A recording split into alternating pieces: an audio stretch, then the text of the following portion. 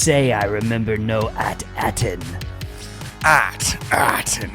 Yeah. I love SM33's voice and cadence and everything. Sweet. Definitely one of the most unique droids we've gotten. I like that his programming is piratey.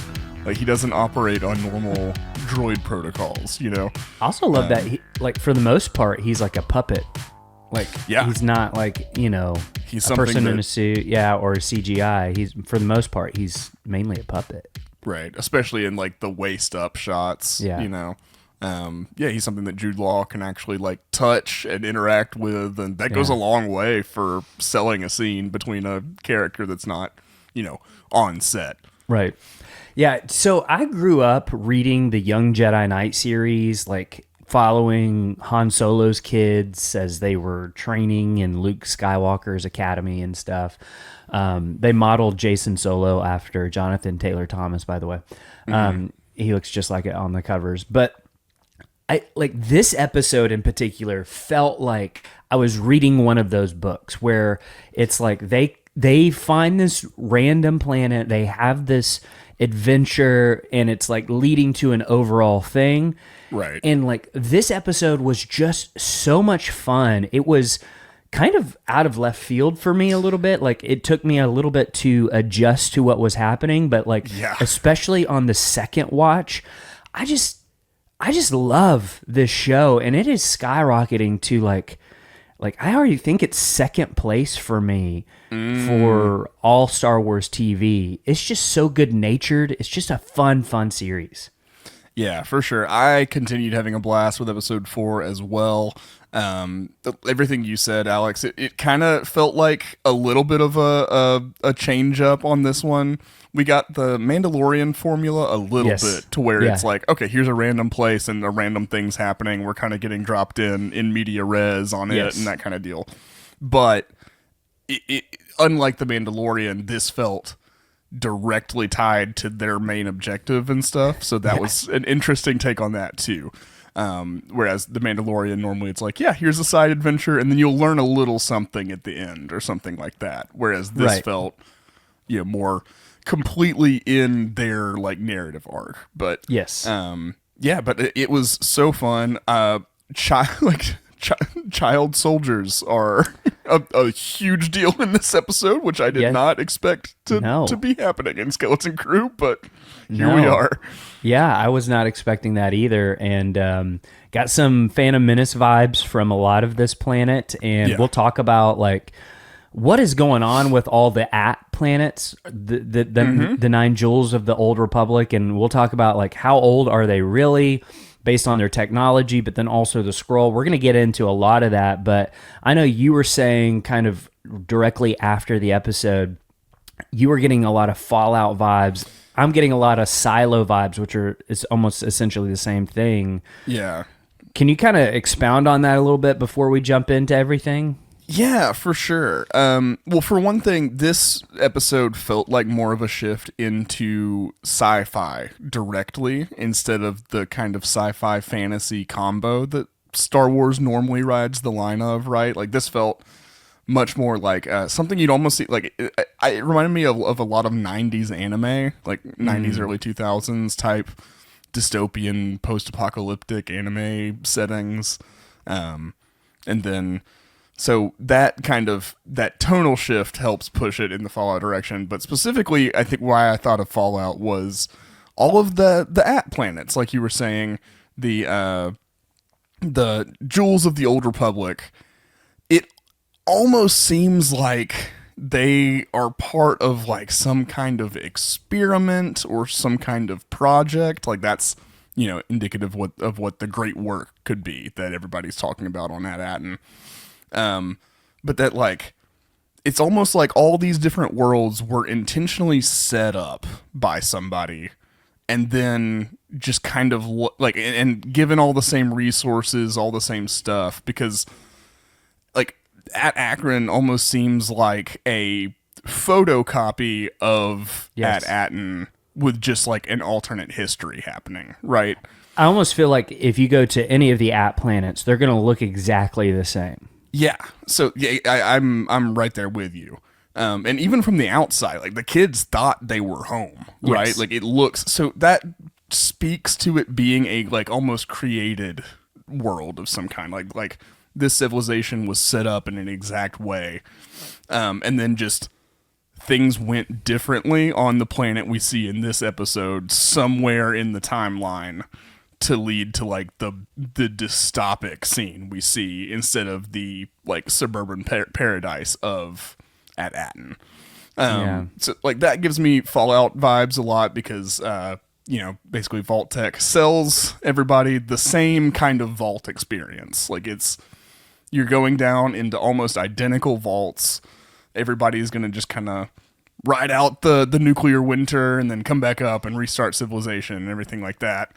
However, each vault like secretly has some kind of social experiment or biological experiment going on, something like that happening that makes it just slightly different from all the other vaults.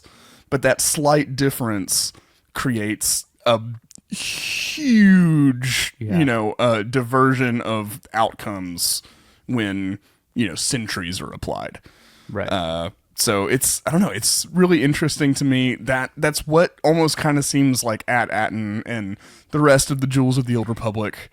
That's what it seems like to me. It feels that way, and we're going to get into this a lot more as we do our breakdown, but like I think we need to have a discussion of like, okay, the scroll made it feel super old, but then when you look at the technology of the two planets, it doesn't feel as old as the scroll did. So we're gonna have to like have a discussion of what's going on, like when did everything happen in terms of like the jewels falling in the Old Republic and stuff like that, and really kind of try to break that down, because I think there's some major clues in this episode that we're gonna get to and talk about. Yeah. Absolutely. Well, you are listening to Children of the Watch. I'm Mac Lacey. And I'm Alex Maxwell, and today we are breaking down the 4th episode of Skeleton Crew. If you're new to our podcast, we break down every single episode of Star Wars television scene by scene to analyze the story, find comb for Easter eggs, and explain how it all connects to the larger Star Wars universe. And we want to hear from you. What do you think is going on At Attin? Because this isn't the only episode we do every week. This is a fun, really thorough breakdown, but we also hear from you on our voicemail hotline episodes, 205-259-6675. You can call in, get your thoughts and your theories on what's going on At Attin and Jod Na'Nahwood, all of that. You can just let us know, how are you enjoying the show? And you could make it on to our voicemail hotline episode or our bonus voicemail hotline episode over on our Patreon, patreon.com/The Mandalorian Watch. You can also join in on the fun and conversation over on social media at COT Watch, over on X, Blue Sky, TikTok, and Instagram. We're having a lot of fun over there. And so if you want to just engage with us, those are some great ways to do that. I know we're having a lot of fun. And then also our YouTube. Check out our YouTube. The comments have just been so awesome on our YouTube videos. Yeah, I think we're going to continue having to dedicate some time on each Skelephone Hotline episode to read some YouTube comments and stuff, because there's a lot of good stuff coming in there. And then also, if you are watching Dune Prophecy right now, you can check out Oysters, Clams, and Cockles. They're a great podcast that basically does the same thing we do, but for different shows. They're doing Dune Prophecy right now, so you can go check out them, get scene-by-scene breakdowns, basically, relive the episodes just like you do here for Star Wars with us. They're great. Yeah. Go check them out. Yeah. And then, so next week is Christmas. And so the episode drops on Christmas Eve at 9:00, right before Santa comes. And we typically wake up super early and record the next morning. So it is 5:25 a.m. at the moment as I look at the clock at this very second. Yeah, so that means we're going to have to change our schedule just a little bit, because we do have families and we like enjoying that holiday. And so we will be dropping our episode a day later. So our episode is not going to be coming on Christmas Day. It's going to be coming Thursday, December 26th. So make sure you're subscribed so you don't miss an episode or you forget or something like that. Make sure you just go ahead and subscribe on your podcast app, or sometimes I think the YouTube push notifications are even better because it's like, oh yeah, there's no way I'm forgetting that because they're always popping up on my Apple Watch, all that. So definitely do that so you don't miss our breakdown of episode 5 next week. Yep. Unless something happens where like we somehow get a screener for next week or something like that, and we get it early, or they decide to drop it on Monday again, Exactly. or something like that. Yeah. Who knows? So we'll play it fast and loose a little bit, but I think probably the tentative plan is it'll be Thursday. So enjoy Christmas, have a good holiday and all that, and then come listen to Children Watch afterwards. Yeah, when you're cleaning up after all the festivities, pop in the podcast, enjoy it as you're cleaning up, all that stuff. So, all right, so let's get into episode 4. Can't say I remember no At Attin. Can't say I remember no At Attin. Every time we say At Attin, you should say that. Okay. The directors were the Daniels, and you might have heard of them because they recently won an Academy Award for Everything All at Once. And so this kind of a big deal that they're directing a Star Wars TV show. Yeah, my favorite work of the Daniels is their directorial debut, which is Swiss Army Man. Nice. It's Paul Dano playing an island castaway, and then Daniel Radcliffe playing a corpse that washes up on the beach. And so you don't know if he's like actually talking and kind of alive, or if Paul Dano is going crazy as he's on this deserted island. Paul Dano's the guy that played the Riddler, right? Yes. In the Batman. Yeah. Yep. So cool. It's but that if you haven't seen that movie, it is something. It sounds like something. Yeah, it sounds that way. All right, so let's jump into this breakdown. Our episode opens up to a green gaseous nebula in what appears to be an abandoned space station or starbase at first. I couldn't tell, but then when the Onyx Cinder jumps in, you start to realize that, no, this is a satellite. Yeah. And as the ship gets closer to the planet, you actually see more of them. And Mac, I think there's some merit to this being from the time of the High Republic era, and we might be seeing old storm seeds. Ooh, give us the Wikipedia rundown real fast on storm seeds. So the High Republic era is about 500 to 200 years, or really 100 years before the Phantom Menace.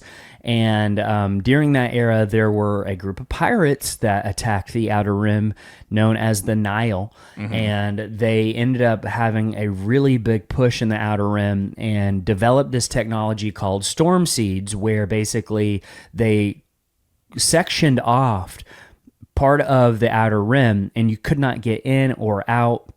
And if you even like go look at the picture of a storm seed, even though it doesn't really look like these satellites, it is like producing a green energy.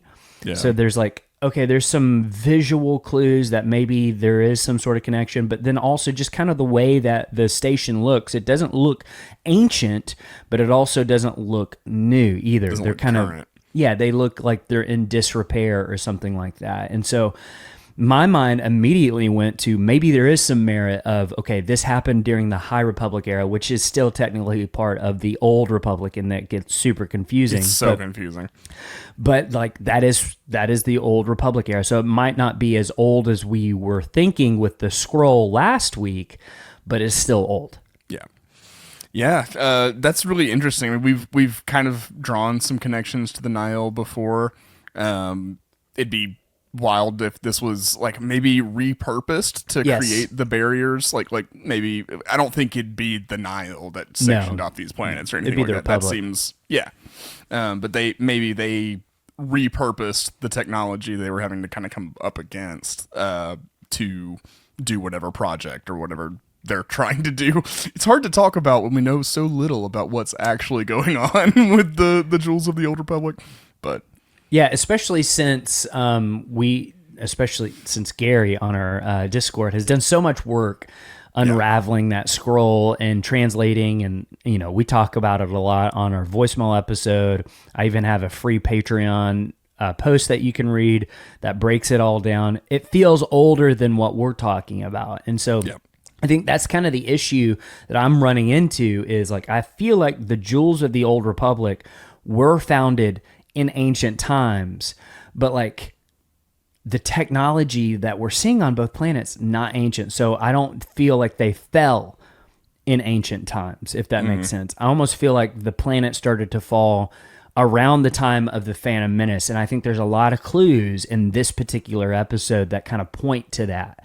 Yeah. So we'll come back to that discussion as we go throughout this breakdown, I'm sure over and over again, but that's just something to keep in your mind, kind of store that information away, because I don't know where we're at on the Storm Seeds, High Republic era. I don't know. Yeah. But it's just something I think good to know as we go forward until we get more information. So they head towards the planet, but inside, Jude says, Renaud's ghost. I can't believe it. At Attin. So Renaud must have been some sort of pirate, I guess, like in universe, but out of universe, it's Donner spelled backwards, which I think is really, really cool to kind of honor their first boss, Richard Donner, who directed The Goonies and Superman. Yeah. Yeah. I love that. It also seems like Renaud could be like a Davy Jones character, like almost a figure of pirate mythology and cosmology. Yes. So I'd like love a Blackbeard. Exactly. Yeah. I'd love to get more information on Renaud and see what Renaud was all about. Yeah. And why does he have a ghost? I think probably because he's dead. Or he's a force user. So I love this scene. The kids, especially Fern, are not into the idea of Jude being included, and Fern orders him out of the cockpit. It's like, no adults allowed. Yeah, this is our clubhouse. Yeah, taping the sign on the front door. Mm-hmm. Right.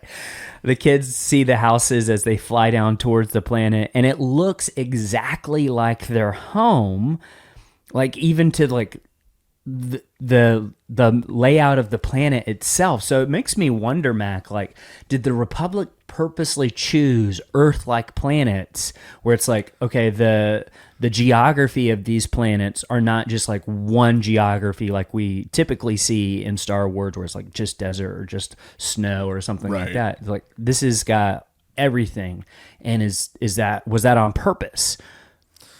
Yeah, I don't know. It's interesting. Like, it looks so much, even from the outside. And of course, the kids have never been to space before, so they wouldn't have firsthand knowledge. But I'm sure they've had like pictures of their planet and stuff like that, so they know what their planet looks like, just like we know what Earth looks like. Right. So like when they show up at Attin, they're like, "Oh yeah, we're home. This is it." So like even from orbit, it seems like they look identical. Yeah. Yeah, I don't know. And that's like a very interesting turn, because they have, I was assuming very different like worlds because of the scroll, and the way that like each jewel of the Old Republic is depicted as like having a very distinct design and things like that. But that could be more indicative of the variables, like what changed, like from the main plan for each one, if it's going the Fallout route. Yeah, I don't know. This is so interesting. Like, this show was never billed as a mystery, but I love the mystery that they're building in this show. Yeah. And it's just so much fun to like unravel, and they want you to, right? Like, and like they encourage that. They don't shy away from it. Like, they're intentionally leaning into that mystery aspect of the show. And I think that's what makes part of this so much fun, is like, you've got the kids, you've got Jude Law, and they're just bringing it in every scene, and it's just feels good. The writing's great, the directing's great, but then you also have this mystery that I'm just like, I gotta know more about what these planets are and what the purpose is, and so like it's just really, really fun. But Wim is upset, and the autopilot takes over. Jude's confused about this, and finally SM-33 takes over the controls. So that's interesting. There's kind of a autopilot that's still in effect on this planet in terms of like it's taking them certain ways. Like, so it's kind of automated like At Attin is. Right, because like I don't imagine someone sitting in an air traffic control tower doing this, right? Like there's disarray on the planet's surface, so I don't think it's something that like is being initiated for the ship. I think this is due to some kind of like return protocols or whatever that it has, you know. Yeah, because we see later in the episode that SM-33 maybe has some of the same stuff. So it would make sense that the ship would be programmed in a similar way. yeah. So SM-33 takes over the controls, forcing it to touch down in a bleak neighborhood of charred ruins. Yeah. It is just absolutely devastated here. The ramp comes down and out come the kids into a nightmarish hellscape of their home planet. And they think, and I thought at first of like, what happened? Yeah, like while they were gone. Y'all were out for like 2 days and everything went to absolute mess. Yeah, I don't know. It reminded me of like Terminator 2, when you've got the playground and then the merry-go-round wipes to it being on fire and the person holding onto the chain link fence. Yeah. That's what it reminded me of, which is, you know, another 80s thing. I guess T2 was 90s, which is more of what that's from, but I will never forget watching that when I was just like 7 or something like that. And I was like, oh my God. Because like it's a playground. I'm on playgrounds all the time. Like that could be me. Yeah, I had 2 older brothers, so you know they're watching things, and of course that means I'm also watching things that I probably shouldn't be. You know what I mean? Of course. So, but man, great image just burned into my head. So Wim runs to a merry-go-round covered in soot. It spins creepily as we hear an explosion in the background, and Jod comes out and is confused, and he says, "This is At Attin? Tastes like ashy dust. Looks a lot like my home planet, actually." That is a eyebrow-raising comment. Yeah, well, I mean, on several layers. Right. This could be a totally innocuous comment, and just like Jod also comes from a world that has been ruined somehow, maybe by the Empire, you know, who knows. It could also be indicative of him having lived at like a Jedi outpost of some kind. Okay. I didn't consider that. That's because the Purge would have destroyed all of that. So like it could be just calling back to that. The wildest thing, though, is we've been talking about how all of these planets look exactly the same. And if he's saying maybe, this also looks like he could be from one of the other Ats. It doesn't seem like that, but I also based on the information that he's given us about himself. But I also wouldn't be surprised if he's keeping a lot of information close to the chest, just with how his character is. Yeah. I also think it's interesting, too, because he remembers his home planet, giving credence to not being a Jedi. Right. Because Jedi are taken at a very young age, unless they go the outpost route, like you just said. Yeah. But there's a chance he could remember his home planet. Like, you know, I'm sure Ahsoka maybe has some memories of her planet and stuff like that. But, like, I don't know. I think it's another point for Jod not being raised as a Jedi, but maybe being raised as a pirate and can use the Force. And it made me like keep going of like, what if we have it reversed? What if a Jedi went into hiding among pirates after Order 66 and looked out for a young Jod and then ended up training him to do a few things in the Force? Yeah, very, very possible. We also know that in recent times in the galaxy, Force-sensitive infants have been rounded up and kind of dispersed amongst the galaxy in different plans. Like the Emperor has been after them for a long time.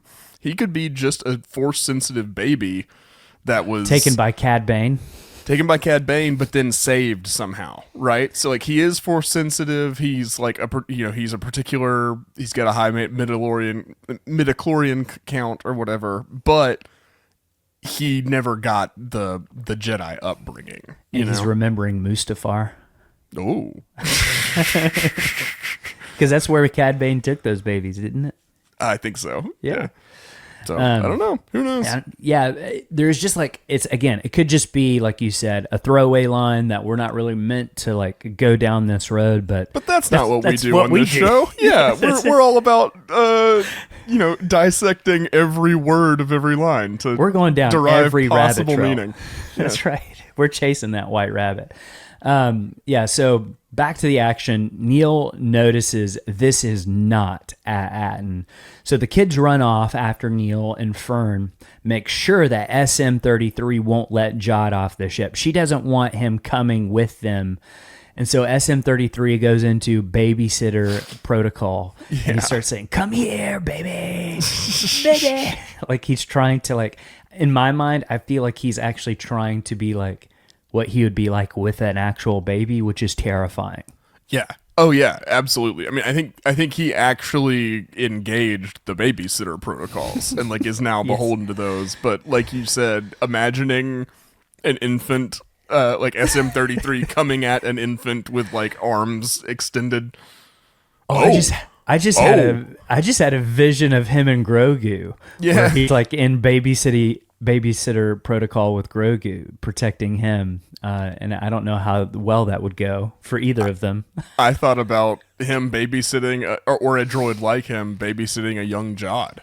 In the scenario we talked about, if he was an infant when he became a pirate.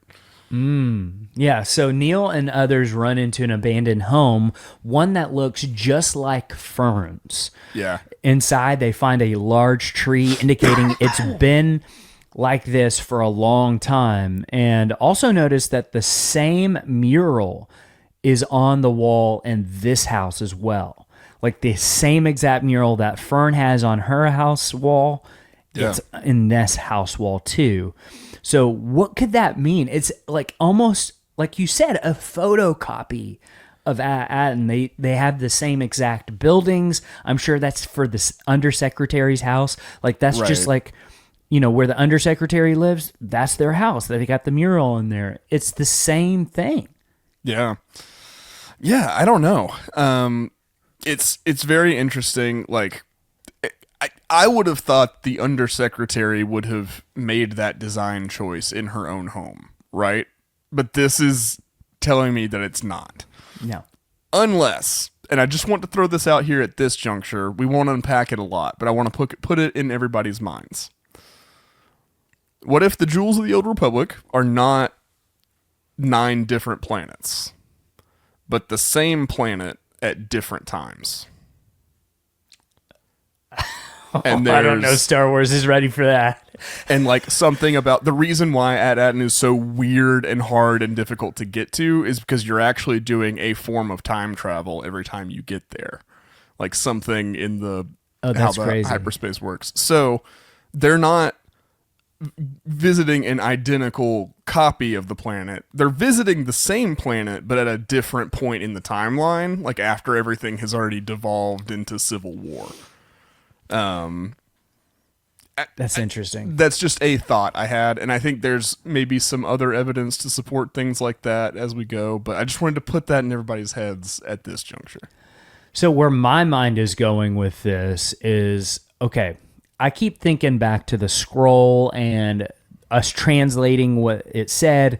We think that it said something about the Sith in the scrolls and opening gateways and stuff like that. So it makes me think that in the ancient Old Republic, and I'm going to say that's 5,000 to 4,000 years before the movies. That's kind of the Knights of the Old Republic era. That's when I think Old Republic, that's what I'm thinking of.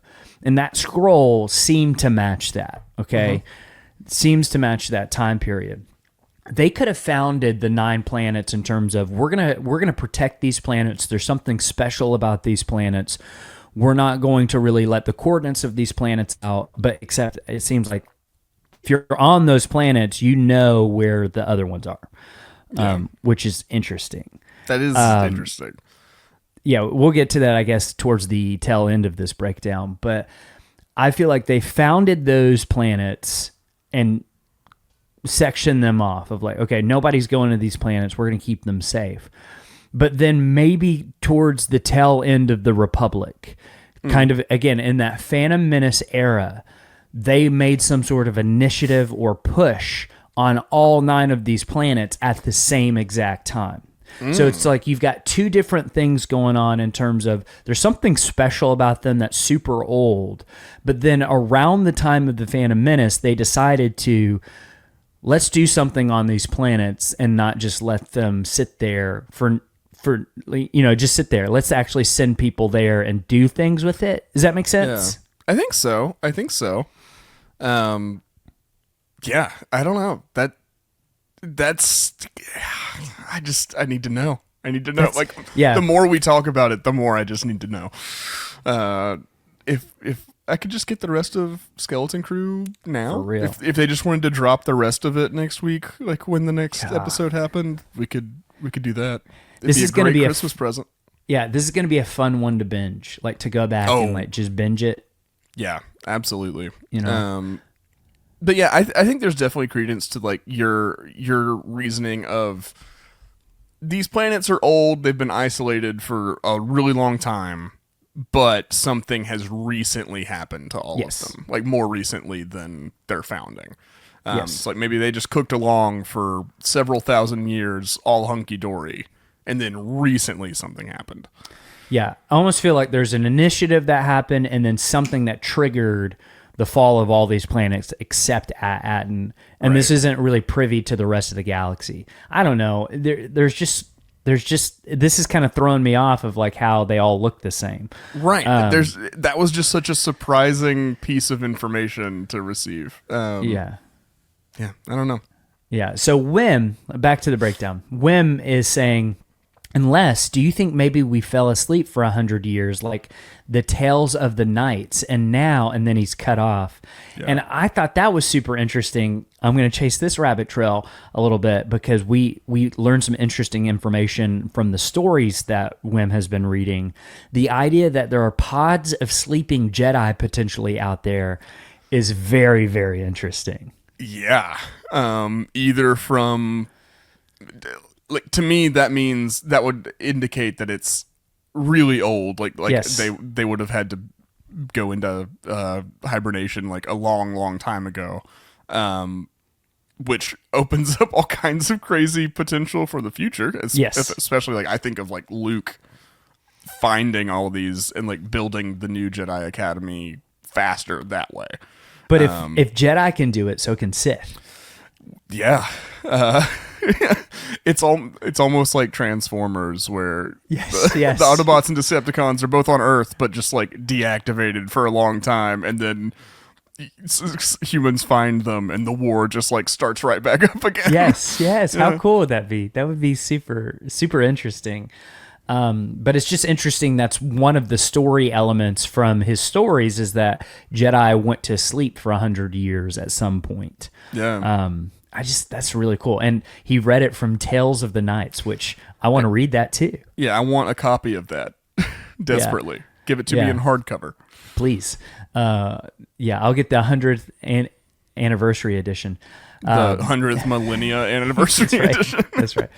Wim is interrupted and Fern realizes that this is not her home, but one of the other hidden planets. And they also realize that anyone who lives there might know how to get to Attin. So on the ship, Jod goes through the kids' stuff, and then he finds Wim's stash of credits. And Mac, I'm seeing an Imperial crest on these. I've gone back and forth on it.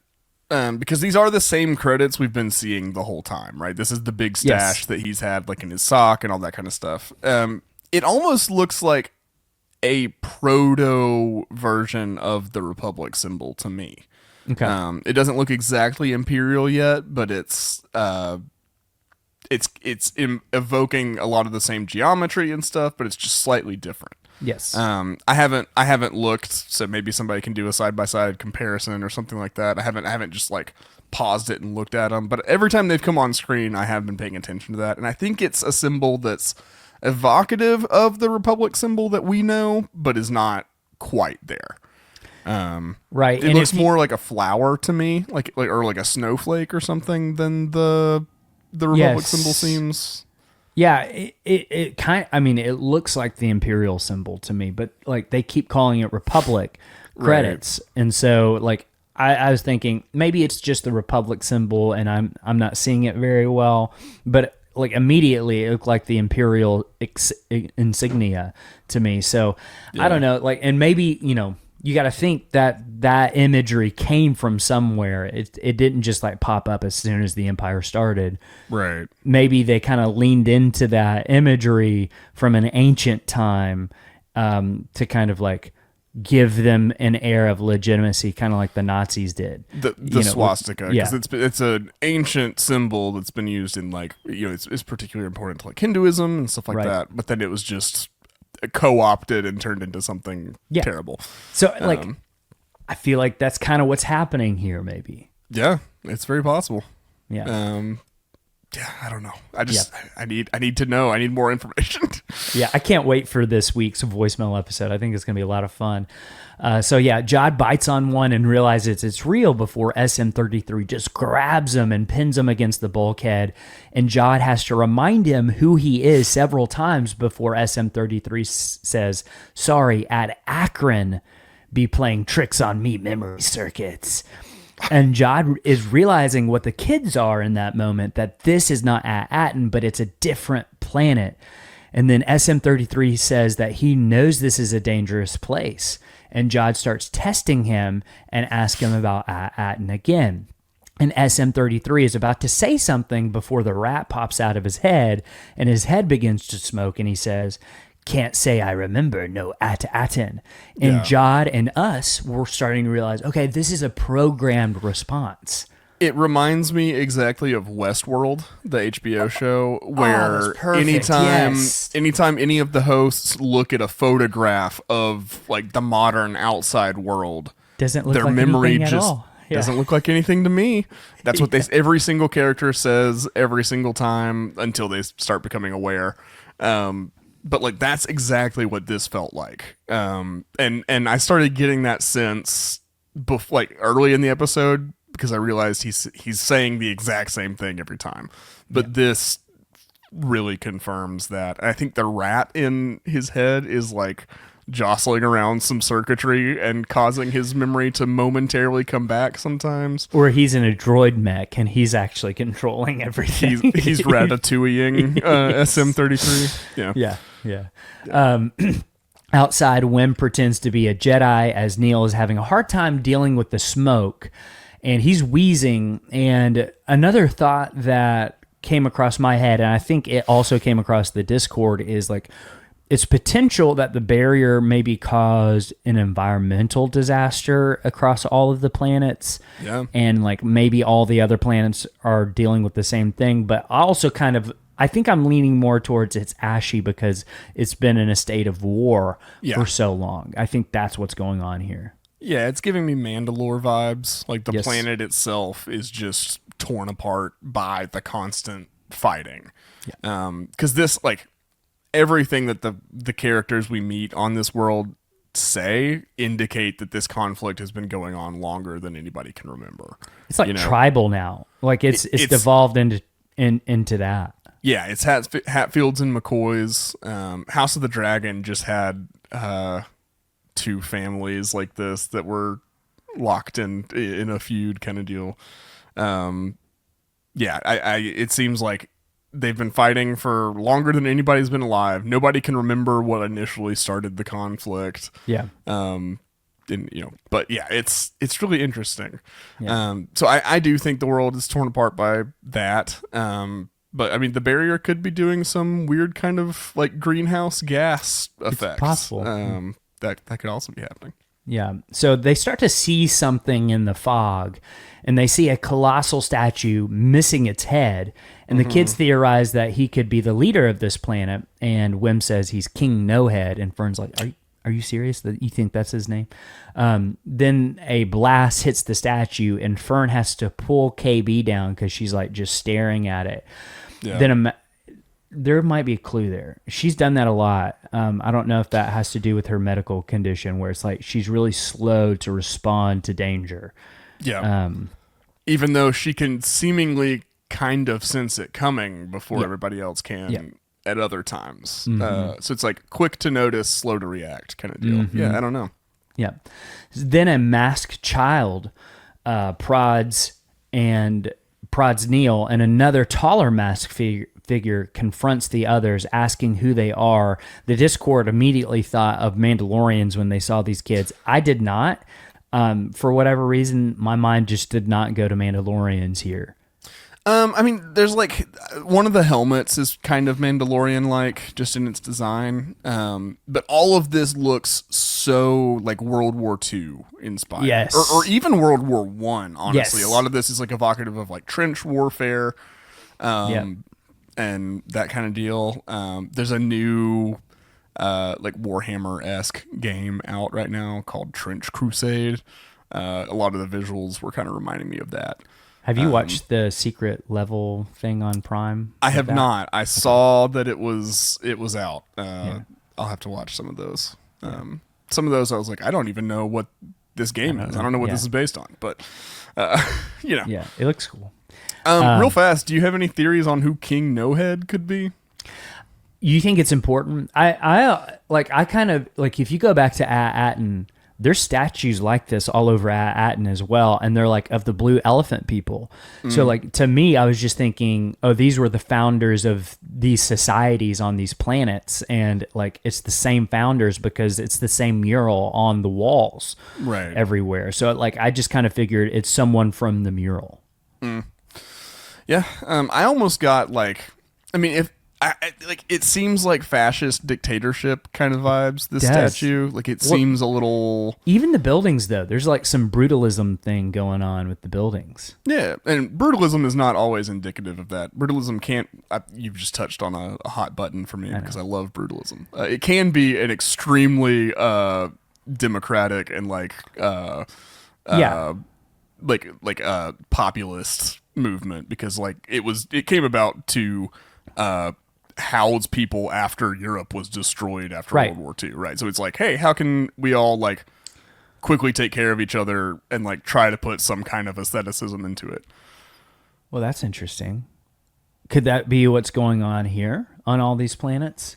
Like, can be. So it kind of maybe explains the great work and the experiment maybe that's going on here, of like, maybe these are displaced people from some sort of conflict and they're giving them all these new chances on the Jewels of the Old Republic. Yeah, I don't know. But it's interesting that you just didn't even think the statue was important at all. I thought it was like specifically pointing out that we didn't know something. Like, we don't know who's in charge. We don't know who's behind everything. We don't know who's pulling the strings. Yeah, and the head's missing, right? So it's like we have no like real visual. Yeah. Again, I'm thinking it's one of the elephant people, and I jokingly, not really, theorized on our voicemail episode that Neil's dad is the supervisor. The mastermind. I'm just kidding. Where am I? So the masked children start asking the kids, who are they? And the kids ask right back, and she says, we are Trioc. And she says it kind of with a French accent. So like, Akron is France instead. So yeah, the kids don't really understand what she's saying, and she's forced to take her mask off. And she says that if the Hatton patrol gets closer, they're going to all be killed, so they're going to have to hide. Wim is excited by the prospect that this could be an army of kids battling for control of the planet against the adults, and like that's kind of cool. I'm like, they're not super far off. It doesn't seem like, but yeah, I love that. That's because I think every kid has thought of, like, every kid has had a us versus them mentality about adults at some point growing up. Yeah. Whether that be innocuous or not, but so I don't know, just seeing this represented with Wim, it's fun. The kids just act like kids. That's something I think the show has nailed. Like, they're still delivering like very relatable narrative material and dialogue and everything like that, but they're also they let them be kids, and I think that has definitely added to the special feeling the show has. I love that his default is like thinking of YA book situations of like, you know what I mean? Like that's totally like a young adult novel book situation. And he's a big reader, right? He's a dreamer. So that makes sense. Get Wim a Wattpad account. For real. Right now. Yeah. He would love it. So Neil steps up saying that they only want to find a way home, but the Hatton get closer and they go to hide in a rundown school tram. And I'm getting major episode 1, the Phantom Menace vibe. As we hear the horns, it kind of remind me of the Gungans when the army is marching from the Gungans. The tanks are very reminiscent of the Trade Federation tanks. Yeah. They're not quite the same, but there's like some sort of motif there that reminds you a lot of them. It's that, and they're doing that hovering thing instead of being on tracks or wheels or anything. Like the Empire's version of it. It's always kind of like more on wheels. But following them are the Eopes, also from the Phantom Menace. Except these are horned ones.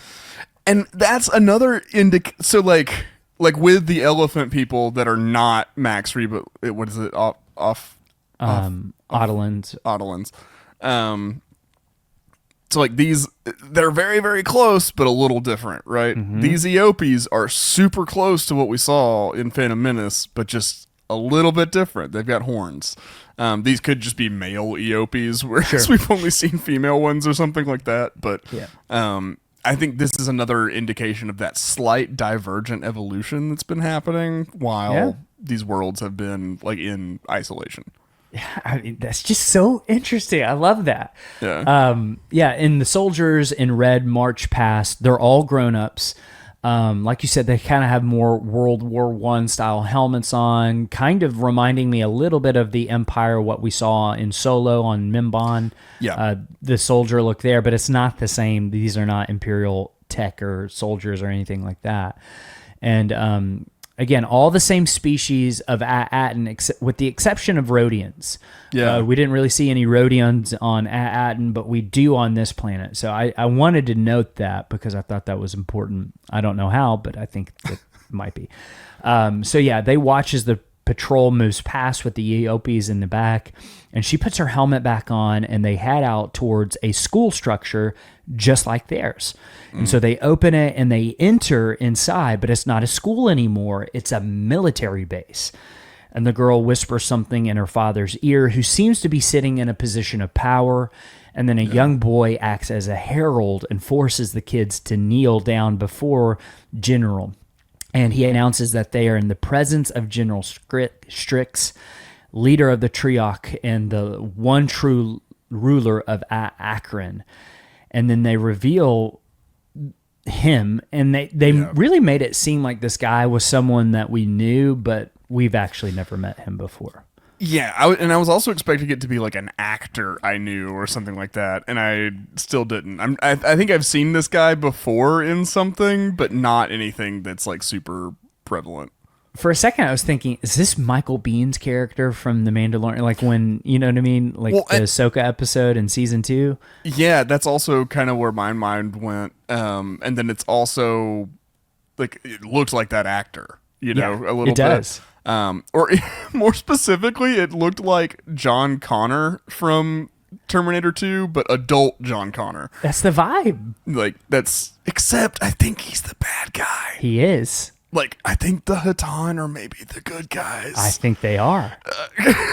Yes, that's the conclusion I am also coming to, especially with this little speech that he gets to, because, like, on the surface, when he stands up and he asks if they're warriors, it seems like, okay, this dude's just, like, entrenched in warfare. And then he goes on to say, on Akron, they acknowledge their children as adults. And, like, you know, while there might be some good aspects to that, like Strix points out that his daughter saving them, like, you know, especially because, like, I work with kids, middle schoolers, this age group specifically, they love to be treated as adults. They love that, except when it comes to the responsibility part. Exactly. But on the flip side of that, I think this planet represents making kids grow up too fast, right? Not letting kids be kids. Exactly. At first I was like, okay, I'm kind of on board with General Strix. I see like a lot of the points he's making, because I do think our society doesn't give, the way I always phrase it is like, I don't think we give kids enough credit. Particularly because of what we do. I think of like the media that they get, right? I think a lot of people creating media for children don't give them stories that they can handle in fear that they won't be able to, you know? Right. So they kind of get deprived of that like meaty storytelling that they need. You know, it needs to be like in a package that they can understand and everything like that. But like they need good stories from day one. Yes. So like, I don't know. I have some, like, I was agreeing with him for a second, right? I was like, yeah. And then we immediately see the shortcomings in this ideology and like how scary this has created it. And I think also, to be clear, he doesn't believe in any of this. He just needs bodies to put in front of Hatton blasters, and children are there. Like that's what awful. I think. Yeah. Yeah. So yeah, I don't know. It's really interesting. But I also think it's, you know, it's such an interesting narrative like choice they chose, or like framing device of dropping us in the middle of this with these kids, because the kids wouldn't know that these are the bad guys on the world, really, right? Right. They're like, yeah, they're the good military guys, the rebels of like what Wim has been reading about and all that kind of stuff. But so they kind of get through this without realizing any of the terrible stuff that's happening around them, you know? Yeah. And I think that's a really interesting like perspective that we get into a conflict like this, because we've seen worlds like this, but never from the eyes of children.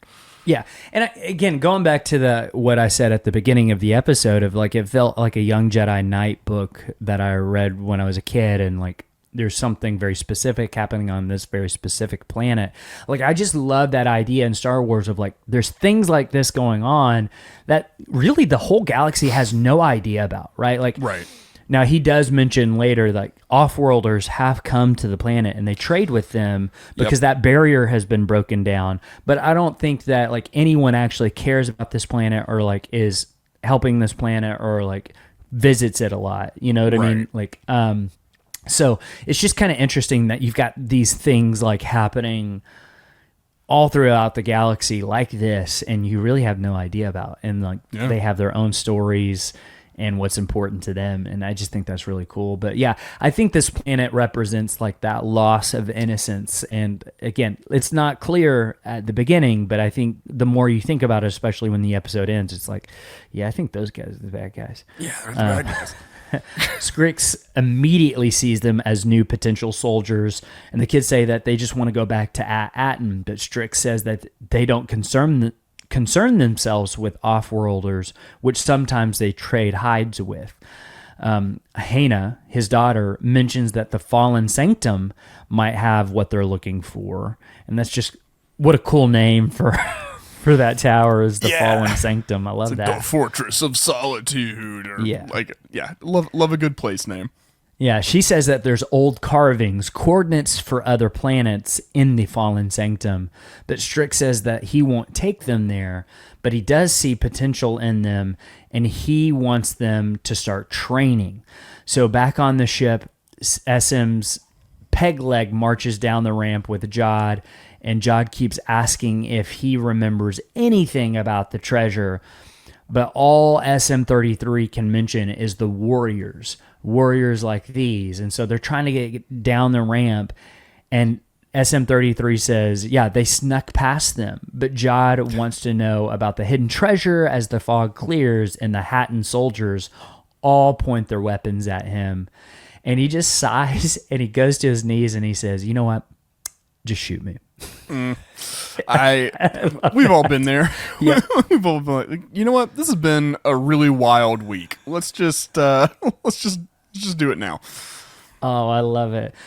But back with the others, they're learning how to fire their blasters, which I don't know if they're homemade or they're just old, but they're definitely different than the blasters that we typically see in Star Wars. Yeah, it reminded me of like Revolutionary War muskets, or or even like the really straight guns that you see like when if a movie is set in feudal Japan around the time where they Yes. like started receiving firearms, it's always those kind. So I don't know. That is what it evoked for me. Even the blast that comes out like dissipates differently than like normal blasters. Yeah. That's cool. Neil doesn't participate. He's not really into this, and Hannah notices, and he doesn't want to join them, and Hannah says that he's wise, and she's going to show him a bigger weapon instead. So, yeah, they go to the roof, and there's this whole village up there, and Hannah takes him to get their daily ration, and he starts to question, okay, why are they in war? And he basically is like, Have you ever tried Star Piece instead? Yeah. Like, maybe this isn't like what you guys should be doing. Yeah. Have you ever like thought of doing something else? No, not a single one of these people have ever thought about doing anything else. Like, I think this feud has been going on so long that this is just what life seems like. There's a old like anime anthology type thing. It's like 3 shorts put together into a feature film called Memories. And the last one is called Cannon Fodder, and it's like about this whole town that's the entire industry is just firing this big cannon. So like every single one of these people are doing all this stuff to get this cannon ready and loading it and, you know, all aiming it and all this stuff. At the end of the day, kid comes home from school about learning how to fire the cannon, and then dad's home from his long day of firing the cannon. And the kid's like, who are we fighting? Like, why are we fighting? And the dad's just like, you'll understand when you're older. Because like they don't know. It's just they're so like entrenched in this conflict. And I want to watch that. It's really good. Memories is the film. Satoshi Kon has the first one. He wrote the first one, really good, and the second one's a comedy. But that's interesting. Yeah, I want to check that out. That's essentially what's going on here. Is like they're just, you know, this is what we've always done, and we're going to keep doing this. She says that the Hatan have been stealing their Eopes, and so they must raid them and burn their grain. Which, okay. She it's not just get the Eopes back, it's also get retribution and like exactly. Get one revenge. Up. Yeah. She promises one day to be stronger than her father.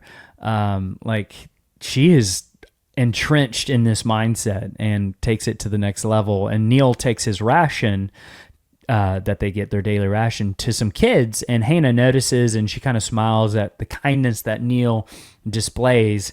And then she uses a hook pole to feed a crank at her feet, and lifting into the air is a massive turbo laser that looks really old.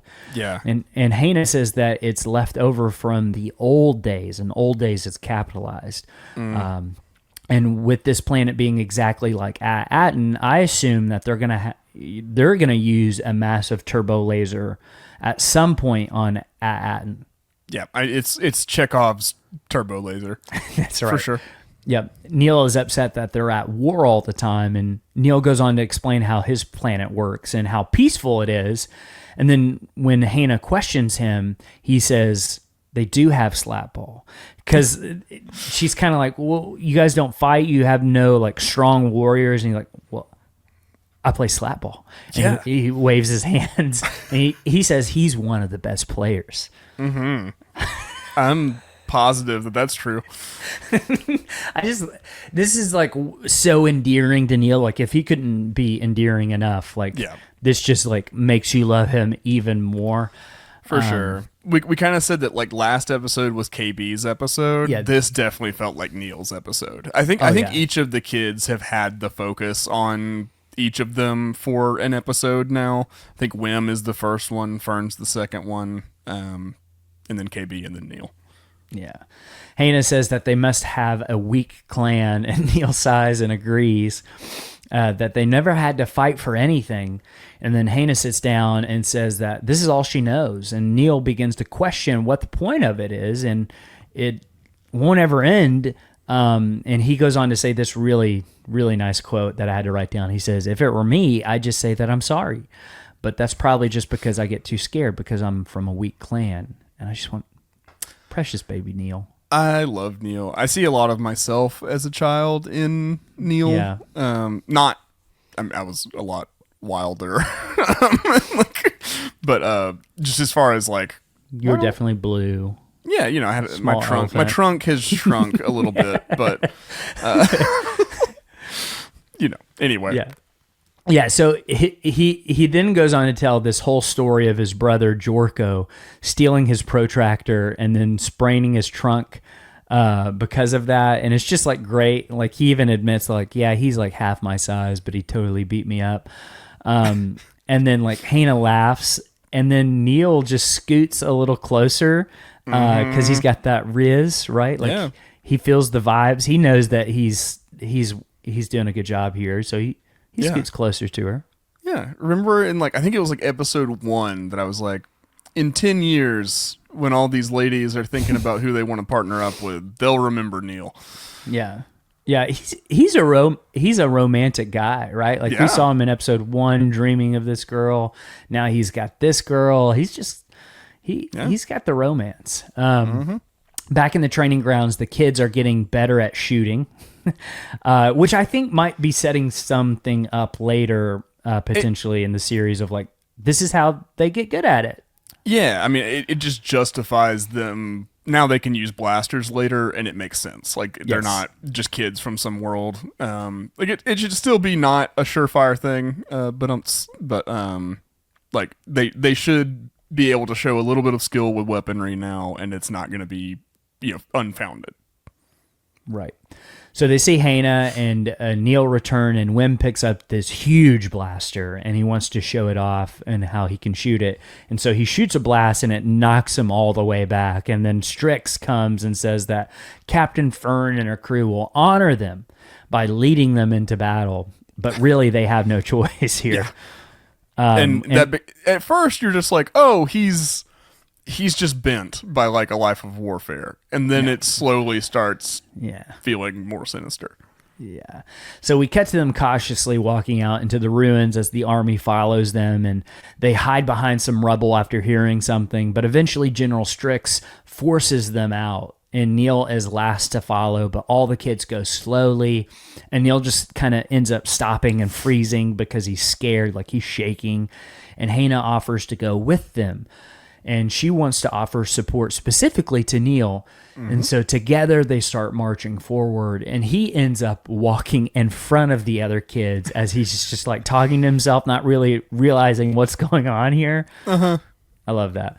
And then something in the distance is getting louder, and they hear a strange noise. And the music, by the way, it totally gave me Lost vibes, and that makes sense. His dad did the music for Lost, so like I'm sure he picked up on that a little bit, but it sounds like something exactly from Lost here. Everybody can check their Lost reference space off of their Children of the Watch bingo cards. Love that show. Then emerging from the fog is Jod. Just a really cool hero shot from him, by the way. Looks really cool. And he holds his hands up and smirks as SM-33 stomps in behind him. And he asks if they are the Triox. And then he calls for the Eopes. And they come forward, and later Strix thanks Jod, asking what his reward will be. And he says, the 4 little ones. And then when I love the little interplay when Fern comes up of like, oh wow, you got us, and he's like, hey Fern, like I acknowledge that I did the right thing here. Well, it's also like, I'm the captain now. Yes, exactly. It's a little bit I'm like, really hey, in charge here. You still gonna be lording the captain title over me, or do you want to, give me Let me trust? make these decisions. Yeah. Neil and Wim hug him, and he hugs them back, and I just love that little detail of like he is. I don't know, like if there's gonna be a turn coming, it's gonna devastate me because like of things like this. And I think it is that it will. It's Long John Silver. It's what it is. Like it's Treasure Planet. It is. It really is. Like I think we're supposed to be like he's supposed to be endearing right now. And he is genuinely showing that he's trying to care for these kids in some way. I also think he knows he needs them to get to At Attin and get the treasure. So, there's that as well. And I can't wait to see, I think there are loyalties, to himself and then to morality that are warring inside of Judd at all times, and he's just keeping it covered really well. Yep. And then Strix asks him, "Are you sure you'd rather have them over our best hides?" And then Judd asks jokingly, "How many hides?" And they're kind of like, hey. And then he says he's kidding. And then Hannah says that they have proven their bravery, so she will take them to the fallen sanctum. Later, Judd explains he used the Republic credits to pay for the Eopes, and they kind of get mad at him, but I would be like, dude, that was just lunch money for you. So it's like, yeah, it's fair trade. Do you think that's what actually happened? I don't know. I think so. Yeah, probably. Okay. I'm a little suspicious just because it seemed to go off so easy. And that seems like, I don't know. I wonder if the Hattans are going to come to collect on something later. Well, I do. Part of me did wonder if one of the armies will come into play at Attin at some point, find themselves and coming to help later. I don't know. Yeah. So then in the fog, we see the tall tower, which Neil says is like the supervisor's tower on At Attin, which we have seen, triggering SM-33's response. But before they go, Hannah says that she's not going, and Neil offers a room in his home to her. He's like, "Hey, listen, you can come stay with us. My family you could just will move in with me." Which, yeah, I'm sure he would love. But she refuses, and she kind of gazes away wistfully of I think she's dreaming of what another life would look like for just a second before before that conditioning sets in of no, this is my home, this is my role. And she says that she will remember his ways when when she becomes the leader.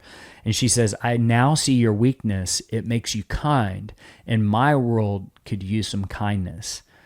And then Hannah comes to give him a kiss on the cheek before running off, and Neil watches her go as she parkours away. I don't know that I needed the cartwheel or the handspring, whatever that was, but all right. But man, Neil loves it. Yeah. I like to think that actress... It's like his camp girlfriend. Yeah, that's a great way to put it. That's a great way to put it. It's right? It's not a real connection, but for this week that y'all are together, it's real, it's intense. Sparks are flying. And it won't last. Nope. We've all had this. Yeah. Later, Fern pushes open a door as they pack inside an old elevator lift inside the tower. KB hotwires the panel and they head upwards, and the door opens and Fern leads the way out. Inside a circular chamber with blown out windows and vines overgrowing inside, they enter the circle, and Wim wipes grime off a column that says At Attin, which kind of sounds like Atreyu, by the way. That's where my mind went. I think that's what it's supposed to be. With galactic coordinates underneath. And they start looking at the other columns. Kind of gave me a Last Crusade, the Crusader tablet thing, which, by the way, there's a replica that I 100% want to get of that. And then there's more planets. They start naming them. There's At Akron, which is the one that they're on. Yep. At Arissa, At Avron, At Akota, which is interesting. They all have the At and the A. So again, that kind of gives us a clue that the Old Republic founded these planets, named them, and set them up in a way of they all know about each other and even have pathways to each other, but the outside galaxy does not. Yep. Yeah, that's really interesting. It was like they were meant to trade and stuff with each other, but nobody else. And I assumed that the traders that General Strix mentions trading hides with and stuff, they're just from another one of these planets. Interesting. That's cool. Yeah. So maybe that. So they can travel outside the barrier, but they can only go to these planets. They should not go to any other planet outside any other barriers. or maybe it's like a break glass in case of emergency thing of like, if you need help, these are the planets to go to, type of thing. Or I don't know, but it's just interesting. Again, the outside galaxy has no map to them, but they all have maps to each other. Yeah. Yeah. It's another kind of, specifically the Fallout show has 3 vaults that they're all isolated. They're their own communities and stuff, but they do at a few times a year get together to trade, or like they'll marry one another off to each other kind of deal. So that is kind of what I envision. It's almost like a little pocket galaxy. It's a little microcosm of the Republic. Yeah, and that might be the point of like, okay, if the Republic falls maybe to the Sith, like we were theorizing on our voicemail episode, because that's kind of what the scroll is mentioning. Like, or at least they have each other to thrive and you grow. And like you said, microcosm of the Republic, maybe the Republic could be birthed again out of these planets. Yeah. But what if almost like a virus, something happened on one of these planets, and one of these planets was found by the outside galaxy, and then the virus spread to the other planets. Yeah. And then never really got to At Attin because of what we learn here in just a second. Yep. Yeah, I like that theory a lot.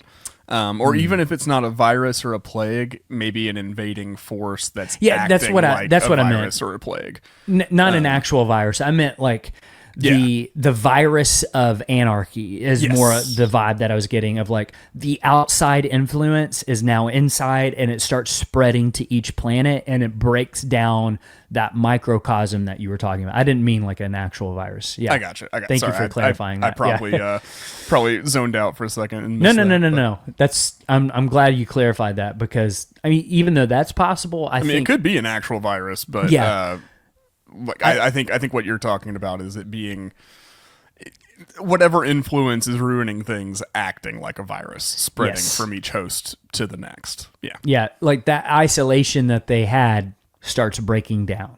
Yeah. It's like when it's like how people at school get sick way more because you're packed in and isolated with the same people in the same rooms, like a little microcosm. And that's happening right now. I can tell you from experience. So it's Neil who finds At Attin, but on the placard, the coordinates have been ripped out, actually blasted out. And Neil asks who would do that. And SM-33 just announces, I did. Yeah. And then they all turn and they question, what are you talking about? Why did you do this? And he says, when I was here before with my old captain. And so they start to push him further on why, but he continues to give them the same response as before. And Mac, on our voicemail episode, we had a caller, Todd, call in with his Wizard of Oz theory about the captain of the Onyx Cinder, the original captain, crash landing on At Attin and then somehow becoming the supervisor, really the Wizard of Oz in this point. I think that's definitely what happened here. I'm leaning towards that more and more. And I think the statue that had the head blown off, I think that head is the old captain's head. Interesting. Like if he did become the supervisor or some kind of founder, I think that's the identity that we're missing. Like that statue was appointed, it was making a point to the audience, I think, which is saying that there's somebody here that you have not identified. And it's the people we haven't identified are the supervisor and the old captain. So then let me ask you this. Let me expound on that. So would you say that then maybe like he was not a pirate, became a pirate from this planet and then traveled off world, or he was a pirate who came to this planet, became a leader, and then decided to go to a different one? Something in between, maybe. I don't know. It's hard for me to imagine a pirate founding a society like At Attin, right? However, it could be that like he wasn't actually a pirate and was just posing as one, and that's why SM-33 has all this programming and stuff. I don't know. I still don't think we have enough information, but I think we've identified the mystery in a pretty big way. Like that's the piece of information we're missing. Yeah, I lean more towards this pirate captain and crew found one of the jewels of the Old Republic, got there, saw the state that it was in. Because I think in my mind, when they got there, because, SM-33 says they had to sneak past the warriors. So this war was still going on when they got there. Yeah. So then I think they realized, okay, this one's a bust. Mm-hmm. They saw At Attin, which everyone in the galaxy seems to know about. And he took the coordinates. They crash landed. I'm assuming he survived because they didn't really identify one of those dead bodies on board as one of the dead captains. Right. I think he maybe even killed the supervisor and took over that role. That would be a lot more likely, I think. Yeah. I could see that. Yeah. I think that's potentially what happened here, but they keep bringing up this captain, so it makes me think that he's still alive. Yeah, I think we'll meet him. What if it's Hondo? I would love that. That'd be sick. So Fern gets frustrated with SM-33 because he keeps saying, I can't remember no At Attin. And KB thinks that she's going to have to repair him if they're going to get answers. And so Wim runs to ask Fern what they're going to do, but she's upset. She's crying. She thinks that Wim should have been captain, but Wim doesn't think that he would have gotten them that far. And he's confident that she's going to figure something out. But Fern says that she's not a droid and she doesn't do whatever she's told. And then that kind of sparks something of like, oh, wait a second. She's got an idea. And so she rushes to 33 to ask him again where At Attin is, and he gives the same response. And then she realizes he can't say because he was ordered not to by the old captain, but she can override that command because she's the new captain, and so she does. And then he says the line. He says, yes, I do remember At Attin.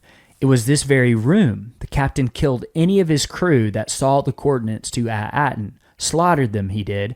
Then he ordered me to destroy them and forget everything I knew about At Attin. And then Fern asks if he can take them there now, and he slowly whirls around and says, and then he told me if anyone ever comes poking around looking for the treasure, and Jod starts to realize that things are about to get bad and takes Wim's blaster. And then SM-33 says, he told me to pull them apart. Mm-hmm. And then he starts to grow to battle size, and he keeps repeating, pull them apart over and over. And he's marching towards Fern, and he's out of control. And then a rock hits SM-33's in the head, and it's Neil who saves the day. He's found his courage, and I love this little moment right here. And he orders SM-33 to leave his friends alone, but then SM-33 starts charging for Neil instead. And Jod races over. He doesn't use the Force, by the way. Races over and turns off SM-33 just as he gets to Neil. And then as he gets up, he says, always go for the off switch. The kids congratulate Neil, but he immediately passes out, and we cut to black. And it's just like, I love that ending. I thought it was really, really great. But I want to focus on what happened in that room, in the atrium, with the captain. Because, part of the crew, not all of the crew, get there, and he sees the coordinates to At Attin. Maybe he realizes that's the treasury planet. Right. Oh, it could have just been like the last one left. Yeah. Well, I mean, like At Attin has this myth of eternal treasure, right? Yes. So maybe that's what's in the captain's head. He orders SM-33 to kill anybody in that room who saw the coordinates. He's the only one with the coordinates. They get back to the ship. There's still pirates on the ship because we see the dead bodies on the ship. Yeah. I'm wondering if they kind of start to realize what happened, or they start fighting about what happened. That's what causes the ship to crash, land on At Attin, and maybe the captain got away. Yeah, that's definitely possible. The chronology's a little weird because he slaughtered everybody. Maybe it was just the people in the room with him, and a lot of people were still on the ship. I guess that's true. That could be the case. And then like maybe he gets back to the ship, and everybody's like, "What happened to everybody else?" Questioning, and then mutiny. Yeah, that I definitely could see that. And and then he gets off, and we're just kind of following his bread trail. But that still leaves the question of like, what is this captain's ultimate goal? Like, what was he just looking for treasure? Is he looking for something else specific? Like, why is he, if he is going to each of these worlds, why is that happening? Like, why is he doing that? Yeah. And what's the eternal treasure? Like, maybe like why At Attin specifically? Yeah, I don't know, but very good questions that hopefully we'll get some answers to in the coming the coming days. I think we'll probably go to another At world, because that's the piece of information we have. That's the clues that the crew has still, are these other coordinates to other worlds, right? So I think if this like circle is still here in this tower, right, in the supervisor's tower, probably goes to show that, or it stands to reason that on other worlds they also have a tower with all these same coordinates, and maybe At Attin's is not removed on those, right? So I think they'd probably go looking for that. Yeah, I would assume so, but I also assumed something different for this episode. So like, yeah, there is like, from the trailer, from what I remember, the biggest thing that we're still missing is there's like a hotel type planet that reminded us a lot of Canto Bay. I would imagine that's not one of the At worlds. I could be totally wrong, because we see X-wings flying over it, so it makes me think that that's in the known galaxy. Yeah. So at some point they've got to go back into the known galaxy for some reason. Maybe it's to get help, or someone kind of like Kim, last episode of like, hey, this is the information that we now learned. Can you help us with this, or something like that? Right. I think it'd be really cool if they introduced a young DJ. Yeah. Because he's kind of in this world too. But yeah, next week's episode is directed by Jake Schreier. He's directing the upcoming Thunderbolts movie for Marvel. He also did the movie Paper Towns that I think is pretty popular. Yep. So I'm excited. And then the next week after that, New Year's Eve, is going to be Bryce Dallas Howard's episode, which I'm so looking forward to. She never fails. Like, she is so good. And you can usually count on some big emotional beat, because that's usually kind of what they bring her in for, is like these really personal, dynamic, focused scenes and stuff like that. So yeah. The one thing that I'm really hoping to get a little bit more of is what the parents are doing. That's something that last episode it kind of appeared like it was going to be a big deal, but then we didn't see any of this episode. I still think it's going to come up. I wonder what they're doing while the kids are out here in the galaxy having an adventure. Yeah, I mean, that's definitely the B story, and I think it helps add to the layer of what's going on At Attin, and more unraveling of that mystery. I think you have to get some of their story.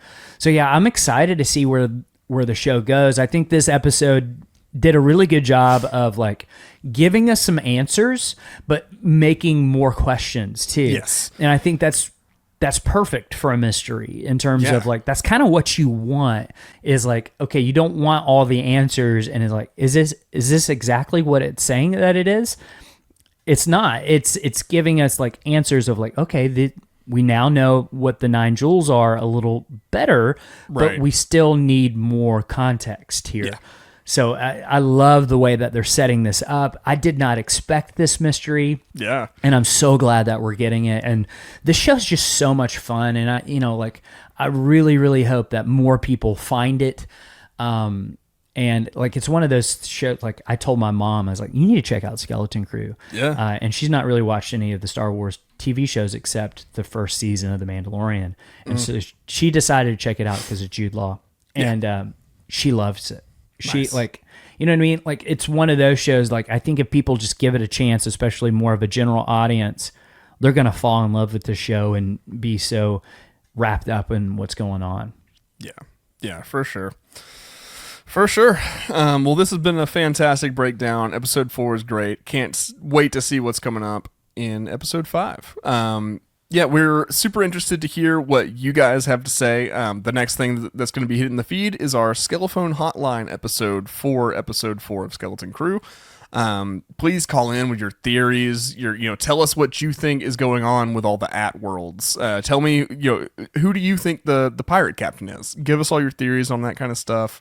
205-259-6675. That's 205-259-6675. Go ahead and leave us a voicemail, and you could make it onto the show.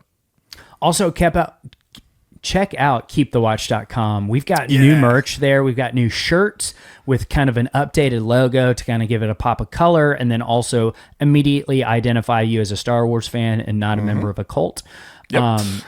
So check out our shirts. We also have like retro shirts for when we were the Mandalorian watch before all the other Star Wars TV shows came out, and our original logos on there. And we've got hats, we've got water bottles, we've got coffee cups, just a lot of fun things. So check out keepthewatch.com. Yeah, for sure. And if you're liking what we do, you can support us by checking out our Patreon, get access to our Discord and all that kind of stuff. But then also, if you could leave us a 5-star rating and review on Apple Podcasts, Spotify, wherever you do that, that goes a long way to helping the show and just getting us in front of more eyes, in front of more ears. We're actually going to be announcing a fun contest on our voicemail episode. So make sure you tune in for that, because we've got a voicemail with one of our listeners. Kyle is going to be doing a giveaway, and we'll be giving you the rules for that giveaway on our voicemail episode. So check that out. It's going to be a lot of fun. Nice. All right. Well, we'll see you next time for our Skelephone Hotline episode, and then a breakdown of episode 5 of Skeleton Crew after that. But until then, keep the watch.